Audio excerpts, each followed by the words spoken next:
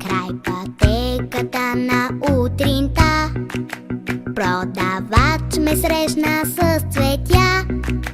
Делник беше този ден, тих и най-обикновен, а цветя купува си света.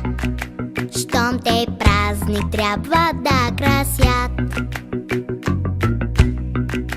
но не знае сега защо, как се случи и какво бе то. Този делник, този ден, тих и най-обикновен, аз неволно пред цветята спрях и посегнах с очи към тях. Радост има скрита някъде край нас и настъпва час, когато без да ни попита тя долита. Продавачът се усмихна и ни подаде цвете без пари. Делник беше този ден, тих и най-обикновен, и камбани звънаха безброй, че внезапно стана празник той. Радост има скрита някъде край нас и настъпва час, когато без да ни попита тя долита.